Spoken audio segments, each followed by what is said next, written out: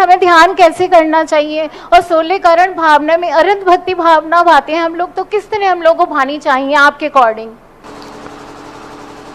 जो भावनाएं होती, ध्यान होता है, ध्यान उसी वस्तु का होता है जिस संबंध को आपको प्राप्त करना है। जैसे आपको प्राप्त करना है, भगवान बनना है, तो हमें भगवान के स्वरूप का ध्यान करना चाहिए। हमें अपने दोषों का निराकरण करना है तो निर्दोष का ध्यान करना चाहिए। जैसे आपने समझा कि हमारे अंदर ये दोष है और इस दोष को मैं नहीं निकाल पा रहा हूं, तो फिर तुम्हारी दृष्टि में निर्दोष कौन है? जो निर्दोष हो उसका ध्यान करने से हमारे अंदर धीरे धीरे दोषों का अभाव हो जाता है। जो हमारे पास नहीं है, जो जिसके पास है, उसका ध्यान करने से हम भी उस जैसे बनने का भाव कर सकते हैं। अब ध्यान की अनेक परिभाषाएं। गृहस्थों का जो ध्यान है वो आज्ञा विचय धर्म ध्यान कहलाता है। आज्ञा ने जिनेंद्र भगवान ने जैसा कहा है वही सत्स्वरूप है।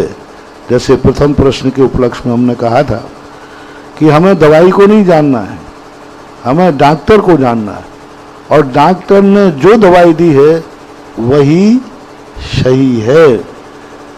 यदि कोई कहे कि डॉक्टर ने तो जहर दिया है, तो अब क्या करोगे? डॉक्टर ने तो जहर दिया और है भी जहर, तो अब क्या करोगे?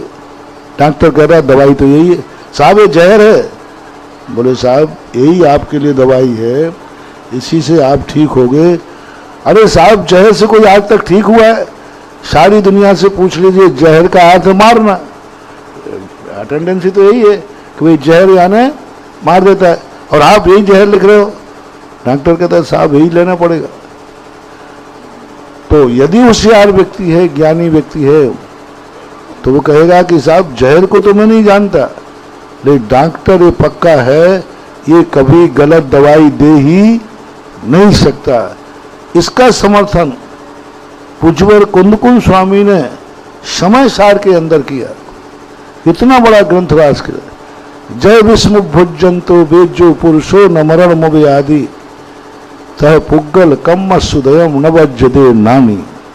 हे भवजीव, वैद्य के हाथ से जहर भी पी लेने पर मरोगे नहीं, बल्कि मरने से बच जाओगे, क्योंकि किसने दिया है? वैद्य ने। इसी प्रकार से ज्ञानी पुरुष यदि निर्दोष व्यक्ति की अनुकरण करता है तो उसके अंदर कितनी बड़ा दोष क्यों ना हो, वो दोष निराकरण को प्राप्त हो जाता है। इसलिए हमें धर्म में किस लाइन में जाना है? मान लो तुम्हारे लिए व्रत लेना है, तो आपकी दृष्टि में व्रती कौन है?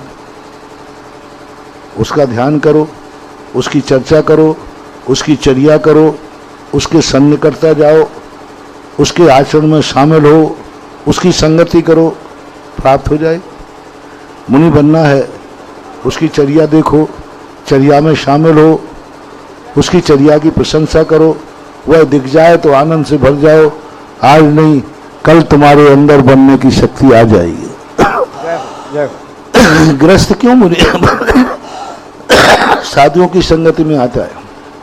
आप लोग समझते हो कि महाराज ये व्यवस्थाएं आप लोगों की सेवा के लिए बनाई हैं। जैसे साधु को भूख लगे तो आहार मिल जाए, परेशानी हो तो महाराज को रहने की व्यवस्था मिल जाए, से थक जाए तो पैर दबाने मिल जाए। नहीं, जैन दर्शन कभी किसी की सेवा नहीं कराता, यहाँ तक कि भगवान की भी नहीं। जैन दर्शन में भगवान की सेवा नहीं की जाती है।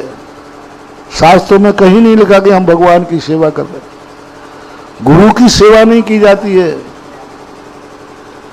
भगवान बनने के लिए, भगवान के गुण पाने के लिए हमें भगवान की संगति करना पड़ती है, इसलिए वो की जाती है। अब भगवान ये नीति है कि तुम्हें जो बनना है उसको जानो, उसको पहचानो, उसकी चर्या को देखो, उसकी प्रशंसा करो, और उसको देखते ही आत्मा में एकदम आनंद आना चाहिए, अरे मैं भी तो ऐसे ही बनना चाहता हूं। तो ये हमारे लिए जूनियर सीनियर के पास 2 साल की प्रैक्टिस करता है, वो सेवक के सेवक कहलाएगा, और एक नौकर भी कर रहा है कि जूनियर कहलाएगा।